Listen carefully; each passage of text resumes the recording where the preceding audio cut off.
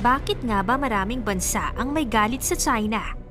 Pero alam nyo ba na pangalawa sa pinakamayabang na bansa ang China sa GDP per nomina?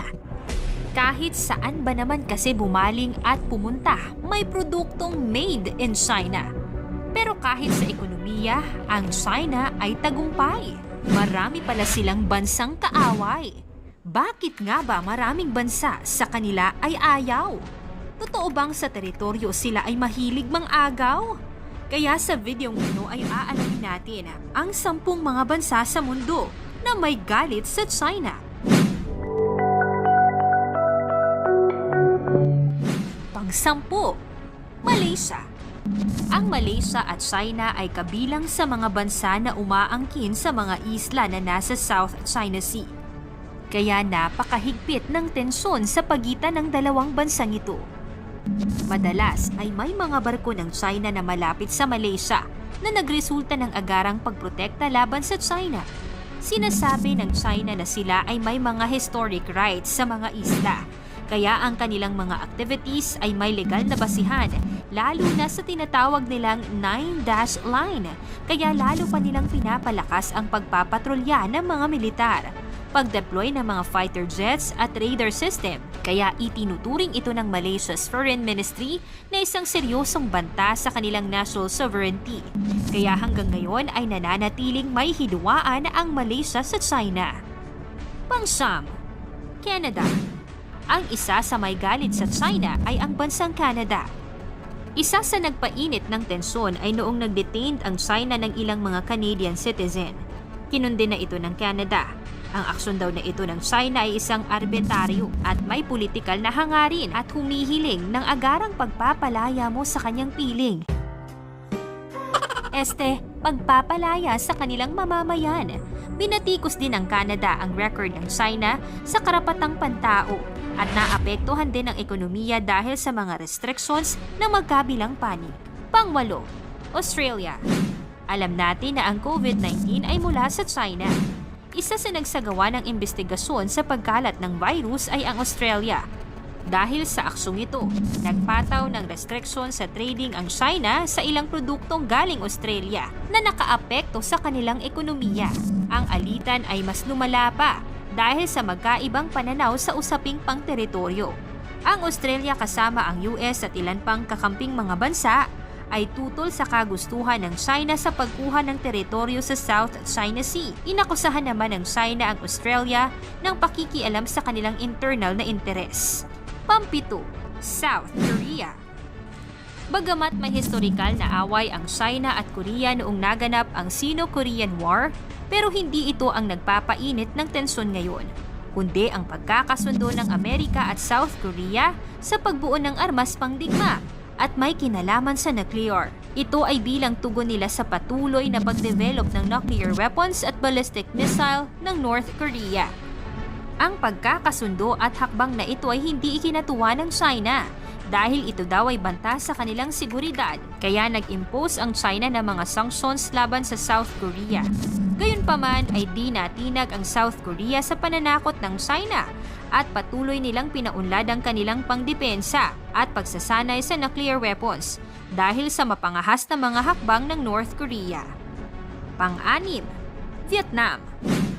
Ang galit ng Vietnam sa China ay nag-ugat pa noong Sino-Vietnamese War noong 1979 hanggang 1990. Bukod dito, ang isa pa sa kinagagalit ng Vietnam ay ang pagkuha ng China sa Paracel Island na itinuturing ng Vietnam na kanilang teritoryo. Ang pagpapadala ng China ng barko sa lugar ay nagbigay ng pangamba at pagtutol sa magkalapit na bansa. Mas tumaas pa ang tensyon nang magkaengkwentro noong 2014 China-Vietnam oil rig crisis nang maglagay ang China ng isang oil wake sa teritoryo ng Vietnam. Kaya nag-epekto ito sa mga anti-Chinese protest at nakapinsala sa ekonomikong ugnayan ng dalawang bansa.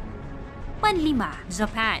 Ang Japan at China ay matagal nang may galit sa isa't isa. Ang ilang dahilan ay ang Sino-Japanese War, pag-agaw sa Manchuria na isa sa sanhi ng World War II at ang nakakakilabot na Nanjing Massacre na isang mass killings. Pero ang mas matinding galit na namamagitan sa dalawang bansa hanggang ngayon ay ang agawan sa teritoryo sa mga isla ng Senkaku Diaoyu, isang matagal ng isyu na nagdudulot ng tensyon at parehong nagpapalakasan sa military exercises at nagpapatrol sa mga isla na nagdudulot ng protesta at girian ng magkabilang panig ng bansa. Pang-apat, India. Sa ngayon, alam nyo ba na natalo na ng India ang China? Hindi sa digmaan at pulusyon, kundi sa pinakamaraming populasyon. Kung ang relasyon nyo ay hindi nagtatagal, ibahin mo ang India dahil matagal na pala itong may galit sa China. Guess what? Siyempre, sa teritoryo pa rin na naganap noong 1962 nang agawin ng China ang Tibet, ang digmaang ito ay tinawag na Sino-Indian War at ayon sa mga ulat, tumatawid pa rin ang tropang Chino sa line of actual control, isang hindi tiyak na hangganan na naghihiwalay sa dalawang bansa. Dito minsang nagkakasagupa ang dalawang bansa at humimok sa mga Indiano na mag-boycott ng mga produktong gawa sa China at magpanukala ng mas matapang na hakbang. Pangatlo, Amerika.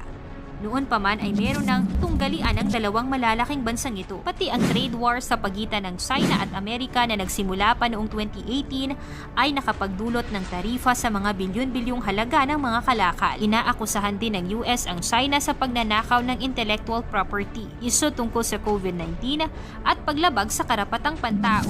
Ang mga territorial disputes sa South China Sea ay isa rin sa malaking pinagtatalunan sa pagitan ng dalawang malaking bansa. Nagdudulot ang mga pangyayaring ito ng pag-aalala tungkol sa posibleng military conflict na maaaring magdulot ng matinding epekto sa mundo.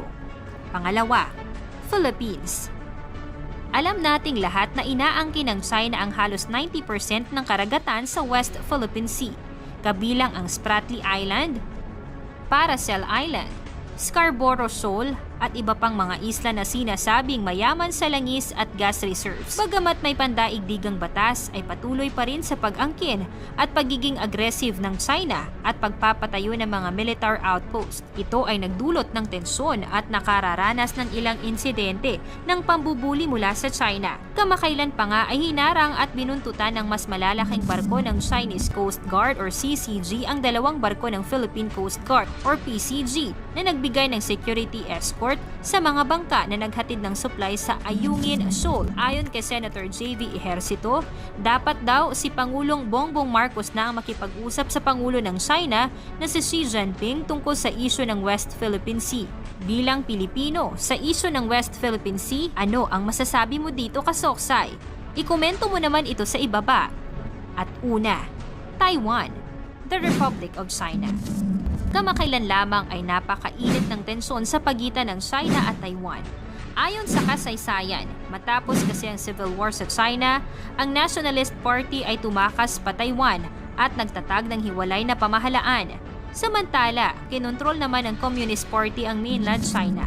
Mula noon, ang Taiwan ay sinasabing sila ay nasa demokrasya at may sariling ekonomiya, pamahalaan at militar.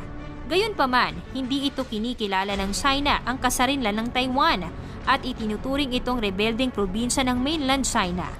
Bilang tugon sa mga banta ng China, naghanap ng paraan ang Taiwan upang palakasin ang sariling depensa at bumuo ng mga alyansa sa ibang mga bansa, lalo na sa Amerika. Kaya't mapasa hanggang ngayon ay matindi pa rin ang hidwaan at palakasan sa pagitan ng Taiwan at China. 10 lamang ang nailista ko. Pero sa totoo, napakarami pang mga bansa ang may galit sa China. Bakit kaya ganito karami ang may galit sa China? At anong bansa kaya sa huli ang pinakamortal na kalaban ng China? Ikomento mo naman ito sa ibaba. I-like ang video, mag-subscribe at maraming salamat sa panonood mga kasoksay.